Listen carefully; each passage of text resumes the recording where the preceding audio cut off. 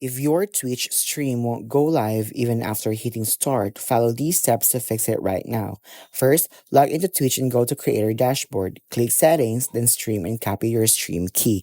Now open your streaming software like OBS or Streamlabs and paste the stream key again.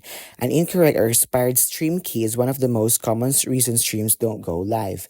Next, check your streaming server and internet connection. In your streaming software, make sure the server is set to auto or the closest region to you. Also, confirm your internet upload speed is stable and no VPN is active, since VPNs can block Twitch connections.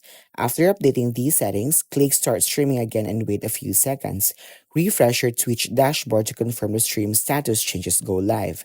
If it still doesn't work, restart your streaming software and computer then try again. As a last step, check Twitch server status or contact Twitch support. That's how to fix a Twitch stream not going live.